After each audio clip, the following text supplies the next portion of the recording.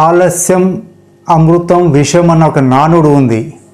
దీనికి కారణం లేకపోలేదు. అదే సందర్భంలో మౌనం కూడా కొన్ని సందర్భాల్లో భారీ మూల్యం చెల్లించుకునేలా చేస్తుంది. ఇప్పుడు ఆంధ్రప్రదేశ్ రాష్ట్ర ముఖ్యమంత్రి నారా చంద్రబాబు మౌనం విషయంలో కూడా అదే రకమైన చర్చ సాగుతోంది. చంద్రబాబు నాయుడు అనుసరిస్తున్న మౌనం ఏంటి, ఆయన మౌనానికి చెల్లించుకోబోయే భారీ మూల్యం ఏంటి, ఇంతకు ఎందుకు ఆయన భారీ మూల్యం చెల్లించుకోవాల్సిన పరిస్థితి ఏర్పడుతుందన్నది తెలుసుకోవాలంటే మా ఈ వీడియోను చివరి వరకు చూడండి. చూసే ప్రతి ఒక్కరు మా జానో జాగో టీవీని సబ్స్క్రైబ్ చేయండి. మా వీడియో లింకులు ఇతరులకు షేర్ చేయండి. Welcome to Jano Jago TV. నేను మీ సయ్యద్ నిసార్ అహ్మద్. మిత్రులారా, ఆంధ్రప్రదేశ్ రాష్ట్ర రాజకీయాలు ఎంత రసోత్తరం ఉంటాయో ప్రత్యేకించి చెప్పనక్కర్లేదు. అయితే తాజాగా ఆంధ్రప్రదేశ్ రాష్ట్ర రాజకీయాలలో సరికొత్త వాతావరణం ఏర్పడబోతుంది. మొన్నటి వరకు ప్రజలకు దూరంగా ఉంటూ వచ్చిన ప్రజలకు దూరంగా ఉంటూ వచ్చిన ప్రతిపక్ష నేత వైఎస్ జగన్మోహన్ రెడ్డి, మాజీ ముఖ్యమంత్రి వైఎస్ జగన్మోహన్ రెడ్డి తాజాగా యాక్టివ్ అయిపోయారు. యాక్టివ్ అయిన ప్రజల్లోకి దూసుకెళ్తున్నారు. ఈ తరుణంలో చంద్రబాబు కూడా అనేక కార్యక్రమాలతో ప్రజల్లోకి దూసుకెళ్తున్నప్పటికీ కూడా ఆయనకు ఓ విషయంలో పెను సవాలు ఎదురయ్యే అవకాశాలు కనిపిస్తున్నాయి. ఏమిటి ఆ విషయము అంటే, కేంద్రం విషయంలో చంద్రబాబు అనుసరిస్తున్న మౌనానికి భారీ మూల్యం తప్పదని రాజకీయ వర్గాల్లో చర్చ సాగుతుంది. కేంద్ర విషయంలో చంద్రబాబు నాయుడు, ఆంధ్రప్రదేశ్ రాష్ట్ర ముఖ్యమంత్రి చంద్రబాబు నాయుడు అనుసరిస్తున్న మౌనం ఏంటి అన్నది ఇప్పుడు మనం చర్చించుకోవాల్సిన అంశం ఉంది. కేంద్రంలో రాష్ట్రంలో ఒకే పార్టీ ప్రభుత్వం ఉంటే, డబుల్ ఇంజిన్ సర్కార్ ఉంటే పనులన్నీ చక్కచక్క అయిపోతాయి, రాష్ట్ర ప్రయోజనాలు నిలబడతాయన్నది కేంద్రంలోని బీజేపీ నినాదం. అయితే ఆంధ్రప్రదేశ్ రాష్ట్ర విషయానికి వచ్చేస్తే బీజేపీ బలంగా లేనందువల్ల టీడీపీ జనసేనతో కలిసి పోటీ చేసి ఇక్కడ కూడా ఎన్డీఏ సర్కారును ఏర్పాటు చేసింది, కూటమి సర్కార్ని. అయితే ఇక్కడ కూడా ఆంధ్రప్రదేశ్ కేంద్రంలో రెండు చూసుకుంటే డబుల్ ఇంజిన్ సర్కారే ఉంది. కూటమి సర్కారు ఉన్నప్పటికీ ఒక రకంగా కలిసి ఉన్నారు కాబట్టి డబుల్ ఇంజిన్ సర్కారు కూడా ఆంధ్రప్రదేశ్లో ఉందన్నది చెప్పొచ్చు. అయితే ఇంతవరకు బాగానే ఉంటే ఓ రకంగా కేంద్రంలోని మోడీ సర్కార్ నిలబడింది కూడా ఆంధ్రప్రదేశ్ రాష్ట్రానికి చెందిన ఎంపీల మద్దతుతోనే అన్నది స్పష్టంగా తెలుస్తోంది. ఎందుకంటే టీడీపీకి చెందిన 16 మంది ఎంపీలు, జనసేనకు చెందిన 2 ఎంపీలు 18 ప్లస్ బీజేపీకి చెందిన 3 ఎంపీలు 21 ఎంపీల బలం మొత్తంగా మోడీ సర్కార్కు ఏపీ నుంచి వచ్చింది. అయితే బీజేపీకి చెందిన 3 ఎంపీలు కూడా టీఆర్ఎస్, టీడీపీ, జనసేన యొక్క బలం పైనే గెలిచాయి అనేది స్పష్టమవుతుంది. ఎందుకంటే ఒంటరిగా ఆ పార్టీ పోటీ చేస్తే కనీసం డిపాజిట్ రాని పరిస్థితి, అది ఎమ్మెల్యే సీటుకైనా ఎంపీ సీటుకైనా.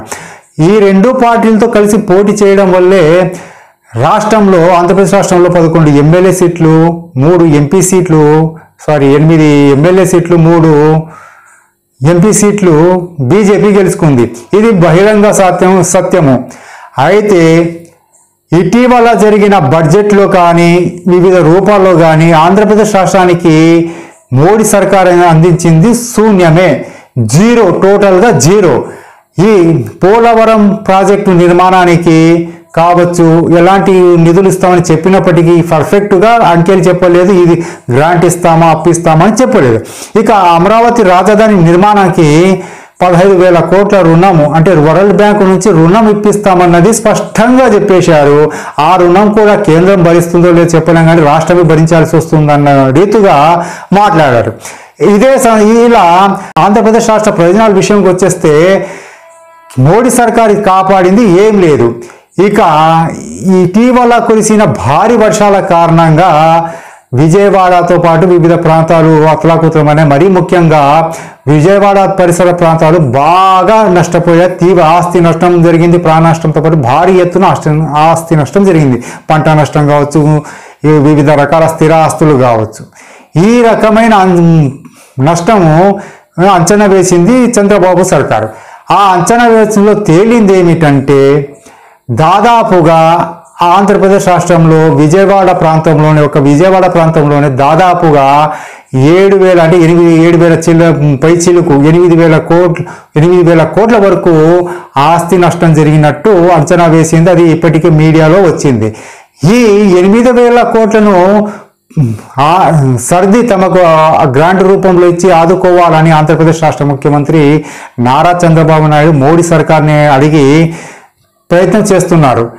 అయితే ఏపీ ఎంపీల బలంతో గద్దెనెక్కిన మోడీ సర్కార్ ఆంధ్రప్రదేశ్ రాష్ట్రాన్ని తొలినాళ్ళలోనే ఆదుకోవాల్సింది పోయి కనీసంగా కేంద్ర బడ్జెట్లో ఎలాంటి కేటాయింపులు చేయలేదు. అమరావతి రాజధానికి కూడా గ్రాంట్ ఇవ్వలేదు, పైపెచ్చు అప్పిచ్చింది. పోలవరం ప్రాజెక్టుకి ఎంత ఇస్తామో తెలియదు. అక్కడ కూడా ఆ పార్టీ బీజేపీ చేసిన సహాయం ఏం లేదు. ఇక ఈ 8,000 కోట్ల వరకులో కనీసంగా ఒక 5,000 కోట్లు కానీ 7,000 కోట్లు కానీ ఇస్తేనే మోడీ సర్కార్కు ఇక్కడ ముఖం చెల్లే అవకాశం ఉంది. మోడీ సర్కారు ఆంధ్రప్రదేశ్లో ముఖం చెల్లాలా వద్దా అనే లెక్కల్లో లేదు, తాన పంతలు తాను పోతుంది. అయితే మరీ ముఖ్యంగా ఈ పరిణామాలు చంద్రబాబు నాయుడికి ఇబ్బంది కలుగుతాయి. వైసీపీ పాలనలో ఆంధ్రప్రదేశ్ రాష్ట్రం సర్వనాశనమైందని, కేంద్రంలో రాష్ట్రంలో ఒకే కూటమి ప్రభుత్వం ఉంటే ఆంధ్రప్రదేశ్ రాష్ట్రాన్ని గట్టెక్కించవచ్చని, పునర్నిర్మాణం చేయొచ్చని ఎన్నికల ప్రచారంలో బల్పం పట్టుకొని మరీ తిరిగి ప్రచారం చేశారు చంద్రబాబు.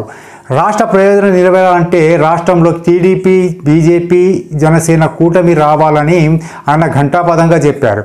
అయితే ఈ విషయాన్ని ప్రజలు కూడా అంతే గుర్తు చేసుకుంటారు. ఈ ప్రస్తుతం కేంద్రం నుంచి ఎలాంటి ప్రయోజనం రాబట్టలేకపోతే చంద్రబాబు కూడా ప్రస్తుత మౌనము భారీ మూల్యం చెల్లించుకోవాల్సి వస్తుందని రాజకీయ వర్గాలు పేర్కొంటున్నాయి.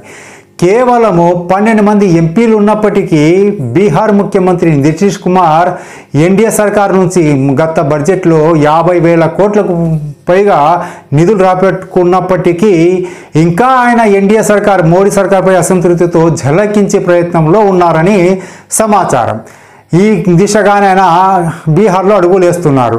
ఈ విషయాన్ని జాతీయ మీడియా ప్రముఖంగా ప్రచారం చేస్తుంది. 12 మంది ఎంపీలు ఉన్న నితీష్ కుమార్ చెడుగుడు ఆడుతున్నారు మోడీతో. అయితే 16 మంది టీడీపీ, 2 జనసేన ఎంపీలు, 18 మంది ఎంపీల బలం ఉన్నప్పటికీ టీడీపీ, జనసేన మోడీ సర్కార్ను నియంత్రించలేకపోతుందని, వాళ్ళను కంట్రోల్లోకి తీసుకోలేకపోతుందని విమర్శ ఉంది. మరీ ముఖ్యంగా టీడీపీ పైన. టీడీపీ సర్కార్ మోడీ సర్కార్ యొక్క మెడలు వంచి రాష్ట్రానికి కావాల్సిన ప్రయోజనాలు నెరవేర్చుకోలేకపోతుందని, ఏమి ఇవ్వకపోయినా మోడీ సర్కార్ పట్ల తన కనీసమైన అసంతృప్తి వ్యక్తం చేయలేకపోతున్న చంద్రబాబు అన్న విమర్శ మొదలైంది.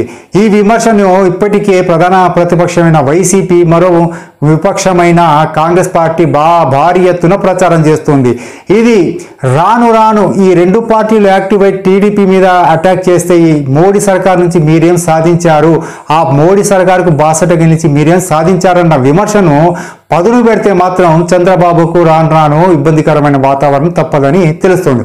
అదే సందర్భంలో విశాఖ స్టీల్ ప్రైవేటీకరణ జరగదన్నప్పటికీ కేంద్రం ప్రకటించినప్పటికీ అందులోని ఎంప్లాయీస్ను, విశాఖ స్టీల్లోని ఎంప్లాయీస్ను తగ్గిస్తూ తాజాగా నిర్ణయం తీసుకున్నారు. అంటే ఇక్కడ ఉన్న ఎంప్లాయీస్ను వేరే చోటికి షిఫ్ట్ చేశారు డిప్యుటేషన్ పైన. ఈ చర్యలన్నీ విశాఖ స్టీల్ ప్రైవేటీకరణ దిశగా అడుగులు వేయించడమేనన్న వాదన కూడా బలంగా మొదలైంది. ఈ పరిణామాలు కూడా చంద్రబాబు సర్కారుకు పెద్ద సవాల్గా మారే అవకాశం ఉంది. రాష్ట్రానికి ఏమి ఇవ్వకపోయినా కనీసంగా మాకు ఏమి ఇవ్వలేదన్న మాట చెప్పే ధైర్యం కూడా చంద్రబాబు చేయట్లేదన్న విమర్శ బలంగా ఉంది. ఈ మౌనము చంద్రబాబు రాజకీయాలలో అపర చాణక్యుడిగా పేరుగాంచిన చంద్రబాబు మౌనం సహజంగానే దాని వెనుక ఏదో దాగి ఉంటుందని రాజకీయ వర్గాలు చెప్పే మాట.